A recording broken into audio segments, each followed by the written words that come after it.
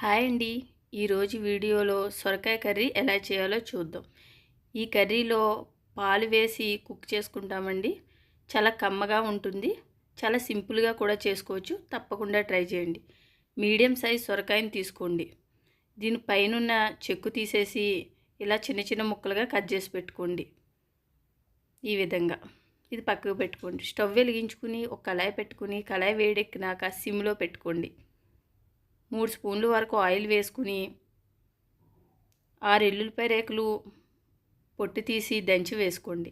1 spoon శనగపప్పు, 1 spoon మినప్పప్పు, చిన్న టీ స్పూన్తో జీలకర్ర, అర టీ స్పూన్ ఆవాలు, 2 ఎండుమిర్చి కట్ చేసి వేసుకోండి.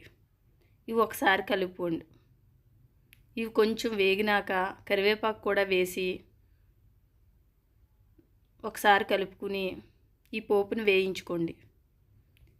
ఈ పోపు ఈ విధంగా వేగినాక ముందుగా కట్ చేసుకున్న సొరకాయ ముక్కలు ఇందులో వేసుకుని చిన్న టీ స్పూన్తో సాల్ట్ వేసుకుని అర స్పూన్ పసుపు వేసుకుని ఒకసారి కలుపుకోండి.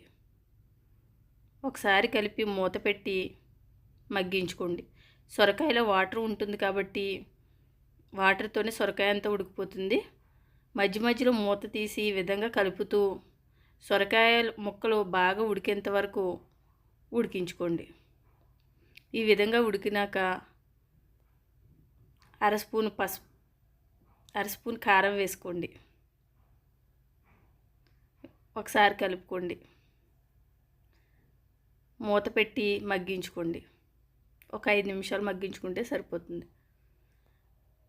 ఇప్పుడు మూత తీసి కాచి చల్లార్చిన పాలు చిన్న టీ గ్లాస్ వేసుకుంటున్నాను. నిన్న చిన్న సొరకాయ తీసుకున్నాను కాబట్టి చిన్న టీ గ్లాస్ వేస్తున్నాను. మీరు కొంచెం ఎక్కువ తీసుకుంటే ఎక్కువ పాలు వేసుకోండి. కాచి చల్లార్చిన పాలు చిన్న టీ గ్లాస్ వేసుకుని ఒకసారి కలుపుకుని మూత పెట్టి మధ్యలో ఒకసారి మూత తీసి కలిపి మళ్ళీ పెట్టండి. ఈ విధంగా ఇంకో 5 నిమిషాలు అంటే పాలు ఇంకిపోయేంత వరకు ఉడికించుకుంటే సరిపోతుంది. ఇప్పుడు మూత తీసి చూస్తే కూర రెడీ అయిందండి. ఇది రైసు రోటీలోకి చాలా బాగుంటుంది. తప్పకుండా ట్రై చేయండి. అంతేనండి. ఈ వీడియో మీకు నచ్చినట్లయితే లైక్, షేర్, సబ్స్క్రైబ్ చేసుకోండి. సబ్స్క్రైబ్ తప్పకుండా చేసుకోండి. Thank you for watching. Bye bye.